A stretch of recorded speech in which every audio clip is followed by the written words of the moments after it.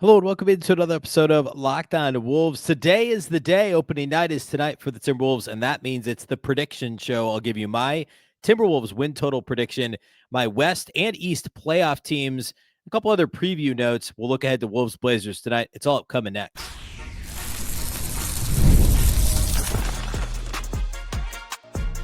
You are Locked On Timberwolves, your daily Minnesota Timberwolves podcast, part of the Locked On Podcast Network. Your team every day. Hello and welcome to the Locked On Wolves podcast, part of the Locked On Podcast Network, your team every day. My name is Ben Beecken. I'm the host of Locked On Wolves. Happy Wednesday, everybody. Happy hump day and happy opening night. Of course, the NBA kicked off last night. A couple of good ones, double overtime Thunder game, Thunder Rockets game. We'll get to my over-under later, but looks good for one of my favorite bets this year for over-unders through game one, and I'll expand more on that later. But tonight, Wolves, Blazers in Portland. I'll preview the game a little bit later in the show. I want to start with my overall kind of season predictions, win totals for Minnesota, or win total for Minnesota. We'll look at both conferences, how I think this thing will shake out. I'll give you probably 3 or 4 overs and 3 or 4 unders that I like based on FanDuel's win total numbers right now. And we'll close with talking Wolves Blazers. But this is the day, and we've been waiting, less than usual. I mean, I guess the last 2 years the Wolves have played into June barely, but still, it feels like it's been a long time. A pump for tonight. So we'll get into all that here on today's show. Big thank you off the top for making Locked On Wolves your first listen every single day. Of course, this show is free and available everywhere. That includes YouTube as well as all of your favorite audio platforms. Wherever you like to listen to podcasts, you can find Locked On Wolves. You can also watch on the Locked On Sports Minnesota app on both Roku and Amazon Fire TV. All right, let's start with the best part, and that's my overall prediction for Timberwolves wins this year. Setting the stage, the FanDuel win total for Minnesota, the over-under win total is 49.5. Last season, Minnesota won 49 games. 2 years ago, they won 56 games. I believe the win total over-under last year is 50.5, if I'm not mistaken, and I took the over. And I was wrong. 2 years ago, it was much lower. It was like high 40s, and I took the over, and it was obviously a lot over. Last year, I believe I predicted, and I couldn't find my notes. I guess I could have gone back a year and listened to last year's preview show. I think I predicted Minnesota to win 54 games, either 53 or 54, and they won 49. Now, remember, their Pythagorean win-loss total, their point differential, it suggests they should have been a 53-win team, and they only won 49 games. They had bad luck in close games. It's not only luck, but ultimately, yes, you play a lot of close games. There's an expected number of wins, and Minnesota came below that. The thing I keep coming back to, when I look at the Timberwolves this season, like at a macro level, 7 of the top 8 rotation guys are the same. Obviously, they're all a year older, but that's really only a bad thing for probably 2 of them, Rudy Gobert and Mike Conley. Yes, it's 2 of the starters. Yes, especially in the case of Gobert, they're vital pieces. However, how do we weigh the increased age of those, 2 of their top 7 guys, plus the loss of Nickeil Alexander-Walker against, I think too often a lot of these predictions and frankly the win total, the over-under line, is ignoring or at least undervaluing the continuity of 7 of the top 8 guys remaining the same, or really the top 7 remaining the same from last year to this year. And also, what I keep coming back to this throughout this offseason, if you're a regular listener, I keep bringing this up. I don't think that the assumption of progression from Anthony Edwards and Jaden McDaniels, those 2 being the primary guys, but also Naz Reid, he would be the other one. I think the natural progression is being completely undervalued by I think the line of 49.5 undersells that, because that suggests that they will be the same or worse. And we saw Ant make a jump from 2 years ago to last year. We saw Jaden McDaniels make a huge jump from 2 years ago to last year, especially offensively. And look at the last 20, 25 games of the regular season and into the playoffs, how good Jaden McDaniels was. So that to me kind of sort of cancels out. And then I guess if you want to put on the the underside of the ledger, along with the advanced stage for Mike Conley and Rudy getting a year older and losing to Alexander Walker, I guess you could also add in the Western Conference being tougher. But I don't know that it's actually that much tougher as a conference than last year. Like, we knew OKC was going to be extremely good. Like, that's not a surprise. But then you go on toward the middle of the pack, and like, I don't know, the Pelicans are going to be worse. The Kings are going to be worse. The Suns are definitely going to be worse. Like, Utah's not better. I think Golden State will be better because of Jimmy Butler, but like and we'll get to my playoff predictions here in a little bit. I think they could be very good, but there's question marks due to age for both LA teams, the Golden State Warriors. Portland, we talked a lot on yesterday's show. I talked with Mike from Lockdown Blazers, and I think Portland could be better, but I don't think they'll be dramatically better than how they finished last year. Dallas is going to be roughly the same. Like, San Antonio should be better, and I think the Clippers will be a little bit better, and they were very good last year. I just don't, all that to say, I don't know that the conference being tougher is actually something that you could really argue would suppress the Timberwolves win total any more than it would have last year. And then on the positive side, I look at the upside and we'll call it a ceiling with some of the younger end of rotation guys. I said this maybe late last week on one of the shows. Nickeil Alexander-Walker is a professional. He's a known quantity. Minnesota knew what they were going to get from Nickeil Alexander-Walker each of the last 2 seasons. It was stellar perimeter defense.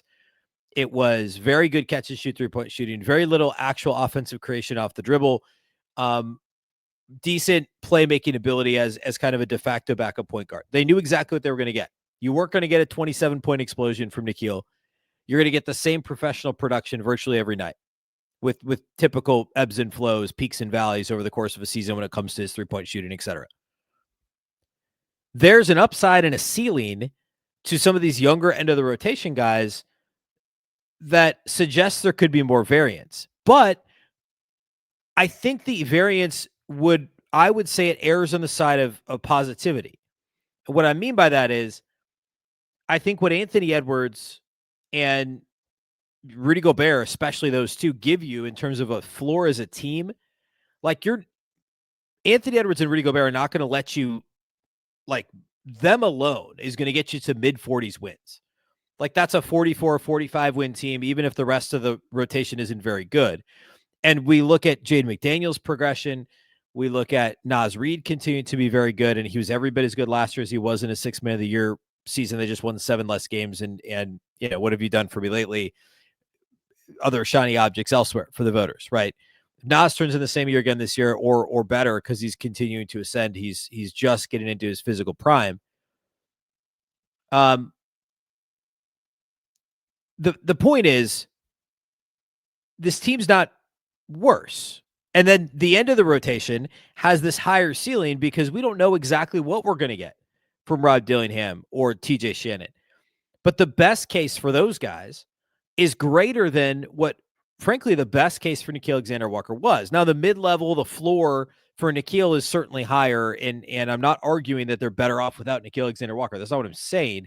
What I'm saying is, if we say that this baseline is somewhere in the mid-40s to upper 40s wins, and last year's 49 wins, and Ant gets better and Jaden gets better, and there's a possibility that TJ Shannon and Rob Dillingham, and to a lesser extent Jalen Clark, are actually better in whatever they're able to provide you together combined is greater than what Nickeil gave you last year, then why wouldn't the ceiling to this team actually be higher?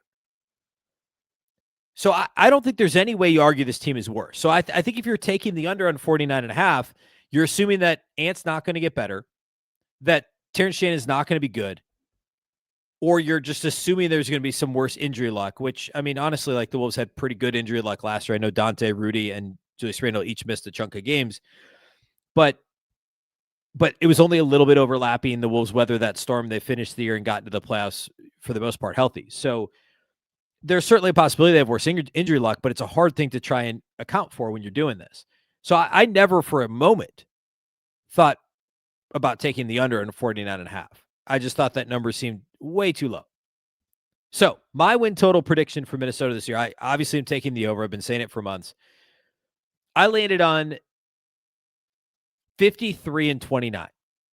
Now, There's a chance. Absolutely, there's a chance they're better than that. In fact, I'd say the ceiling of this team is around 60 wins, honestly. Like, if Ant goes supernova, it's a 60-win team. I really think that's possible. But if he takes a step in the right direction, you assume some worse injury luck and good progression from Jaden and some highs and lows from the end of the rotation over the course of the season. Perhaps this team isn't quite as deep as what they were a year ago. You don't have guys you know what you like. To an extent, you could rely on, say, Luka Garza a dozen games a year. Like, you don't know what you have with Beringer, with some of these deeper bench guys. Now that maybe that matters a win a season or whatever. But I think you put all that in the formula, and I think this is a 53-win team, and I think the ceiling is closer to 60. I really, barring catastrophic injury, which is, I feel like I still need to say, even though it should be obvious, I don't think this team loses any or wins any less than 48-ish games. I just don't know how that happens.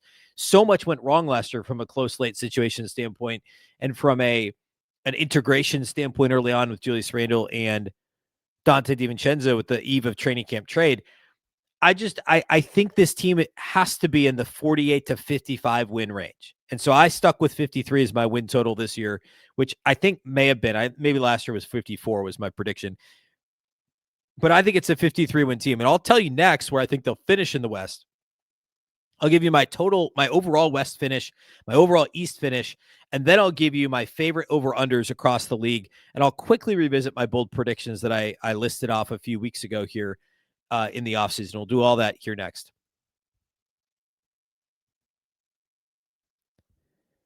Today's episode of Locked On Wolves is brought to us by our friends at Prize Picks. This episode is brought to you by Prize Picks. Every day we make decisions, but on Prize Picks, being right can actually get you paid. Don't miss the excitement of this football season with Prize Picks, where it is good to be right. Playing Prize Picks is such a fun, simple way to add more excitement to football. You just pick more or less on player projections, like Josh Allen's passing yards or Saquon Barkley rushing for a touchdown, and you're in the game. It's a ton of fun to follow players in the app. You can copy your lineups over with one click. Plus, one of my favorite features is the brand new injury reboot feature. If your player leaves early and doesn't return, it won't count against you. Now that we're into basketball season, like last night, Lakers-Warriors played. You could have had a special max discount promotion where if Steph Curry last night was discounted, he only needed more than half a point to win. If you took more than points for Steph Curry. You can mix and match players from football, basketball, and baseball right now. We've got the World Series ongoing or starting, I guess, this weekend. So all three of those sports, football all over the weekend, basketball all across the weekend, baseball Friday, Saturday. Build your dream lineup today at Prize Picks. You can download the Prize Picks app today. Use the code LOCKEDONNBA to get $50 in lineups after you play your first $5 lineup. That's code LOCKEDONNBA for $50 in lineups after your first $5 lineup. Prize Picks. It's good to be right. Today's episode of Locked On Wolves is also brought to us by our friends at Built. Nobody likes paying rent, but if you must, you might as well get something for it, and that's where Built comes in. Built is changing the game by turning your rent payment into real rewards you can actually use. When you pay your rent through Built, you earn flexible points that can be redeemed toward hundreds of hotels and airlines, a future rent payment, your next Lyft ride, and more. But Built isn't just about rent. It's about rewarding you around your entire neighborhood. Your rent will finally work for you instead of just paying it out and never seeing it again. Instead, you're earning points every month on something you already have to pay. Built has made everyday life feel more rewarding, from your neighborhood to your travel plans. Turn your rent into rewards and start earning points around your neighborhood by going to joinbuilt.com/LockedOnNBA. Listen to how it's spelled. That's joinbuilt, joinbilt.com/LockedOnNBA. Make sure to use that link so that they know that we sent you.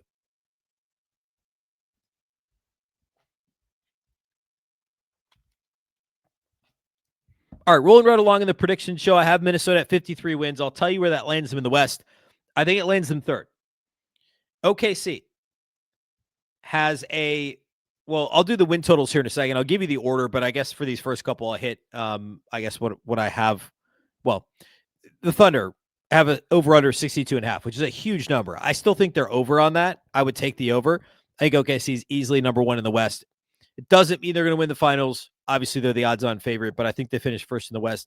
I have Denver and Minnesota kind of neck and neck, with Denver edging out Minnesota for 2 in the Western Conference. Now, the Nuggets, I think, only have one dominant regular season. I think the year they won the title, they won 55 regular season games. they are more of a playoff team than a regular season team because they don't. I know a lot of the roster is different now, so maybe there will be a bit of a different take on this, now than there would have been the last couple of years. But the urgency isn't always there in the regular season. On the flip side, Jokic plays virtually every night. So I just think this roster is so much better than it was the last couple of seasons, and Jokic is phenomenal. And so I think they're probably I struggle. Their over under was 53.5 on FanDuel. And I probably would actually if I was actually betting it, I may take the slight under on them, and maybe them and Minnesota both finish with 53 wins. But I have OKC, Denver, then Minnesota, but I think it's neck and neck. Then I have the Clippers. I think OKC and Denver are clear first tier. And then in some order, it's Minnesota, the Clippers, and Houston. And I've said that all offseason, really. I still would rank them in that order. I would go Minnesota third, the Clippers fourth in the West, and Houston fifth. Even before the Van Vliet injury with the Rockets, I still had Houston behind the Clippers. Or I'm sorry, I guess I had them behind the Wolves, but I was going back and forth on Houston or the Clippers. But especially with the Van Vliet injury out for the season, there's just no ball handlers on that team. Obviously Kevin Durant can handle the ball, but Kevin Durant spent a lot of the last 2 seasons playing center. He's being asked to do a lot of different things. He's going to be asked to do a lot of the different things in Houston. Obviously he won't be playing center there, but they've just got a bunch of big guys on that team, which is nice. But who's organizing the offense? Who's organizing it in crunch time? It can't always be Kevin Durant.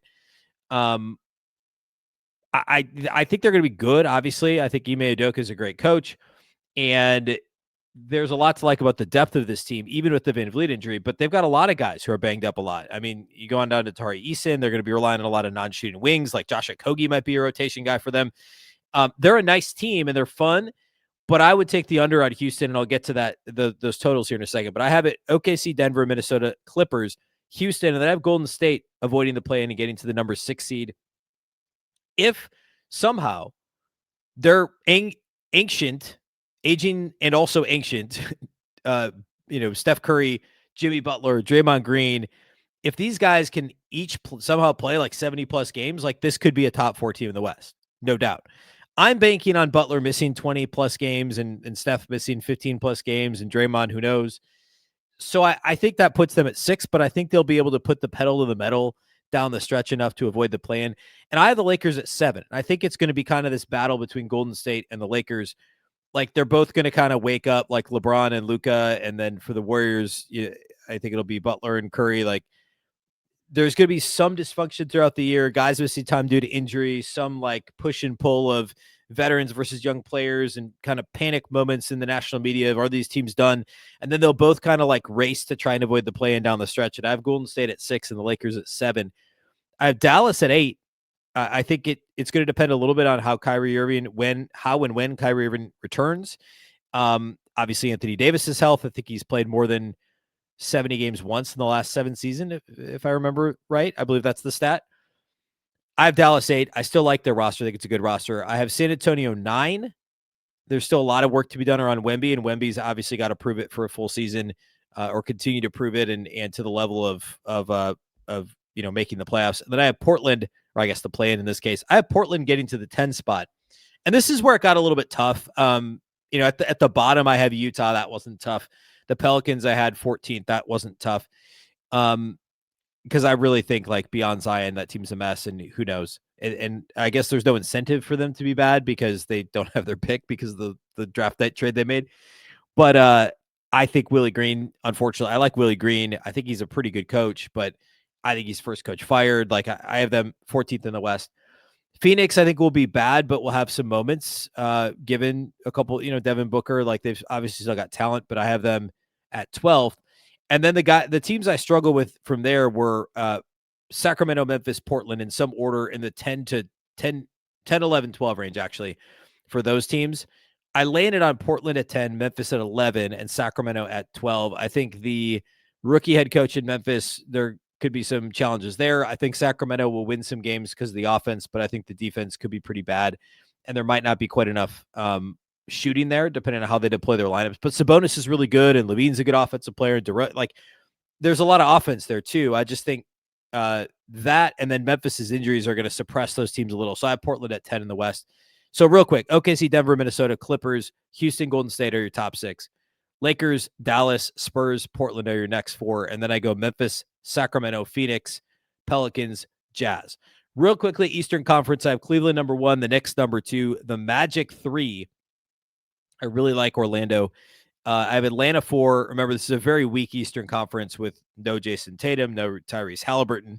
I think Giannis drags Milwaukee to the 5 seed in the East, and I have Detroit at 6. I think they were a little lucky last year in some of those close situations, and I don't know that they're quite.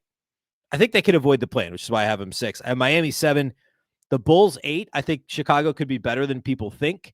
Billy Donovan seems to get a lot out of his rosters, and well, that roster's not like super well put together. They keep getting younger, and there's some interesting pieces there. So I have them at Chicago at 8, which would be their best finish in a little while.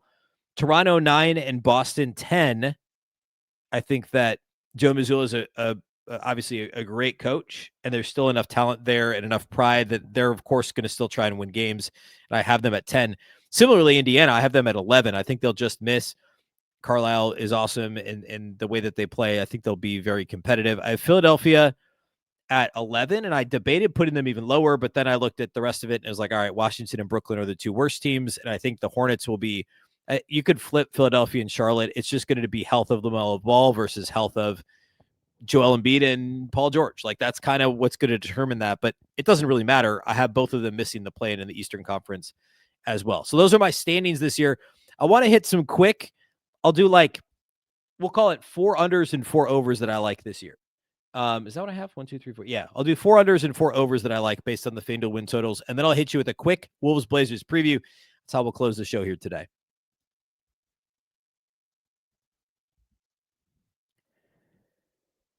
Today's episode of Locked On Wolves is brought to us by our new friends at Rudy. Let's be real. Making excuses doesn't solve anything. We've all heard them before. It's just stress. I'm tired, or it happens to everyone sometimes. But when it comes to performance, sometimes your body just needs a little extra support, and that's where Rugiet comes in. Rugiet.com offers fast-acting doctor-prescribed treatments for ED designed to help you stop making excuses and start making moves. Rugiet makes it easy to get started. You can just connect with a board-certified doctor 100% online with no awkward waiting rooms, no in-person appointments. If prescribed, your treatment ships discreetly straight to your door. The process is fast, simple, and private, and it is all handled by real doctors. It's about confidence, connection, and getting back to the moments that matter. Visit rugiet.com/LockedOnNBA to get 15% off your first order. That's rugiet.com/LockedOnNBA. And don't forget to use our code LockedOnNBA so they know that we sent you. Rugiet, stop making excuses and start making moves.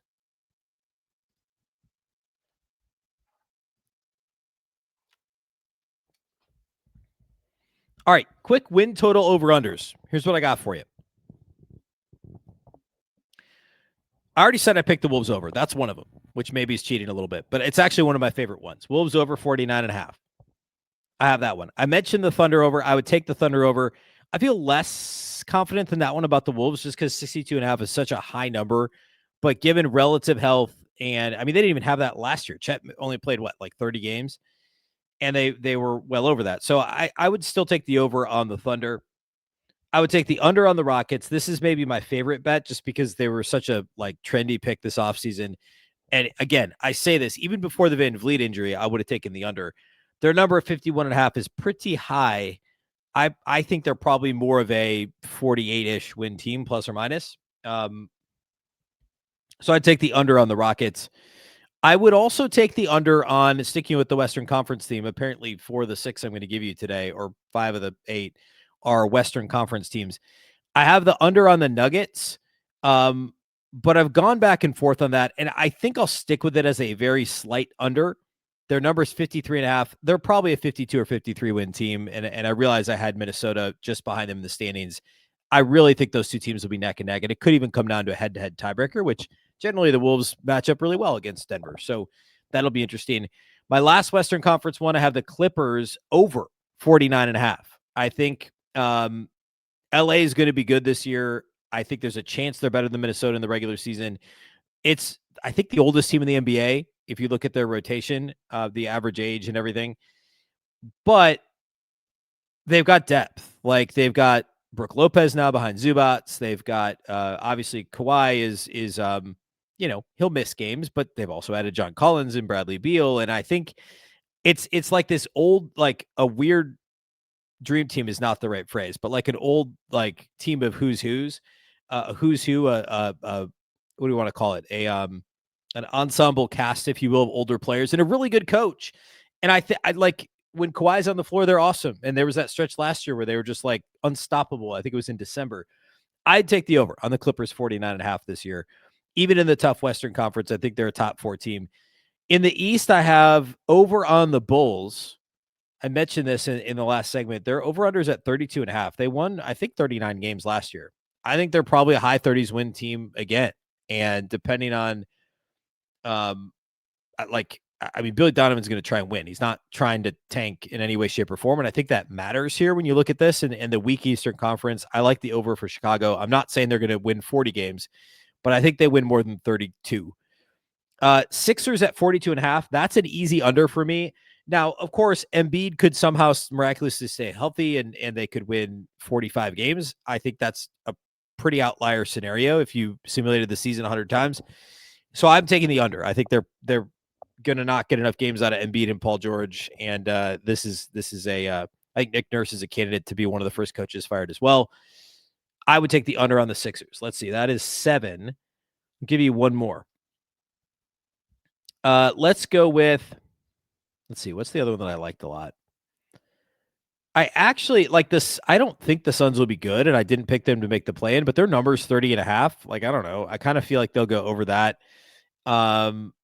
And I actually would go under on the Wizards 20.5. So I'll give you 2 more there. So Wizards 20.5. I think they win less games than that.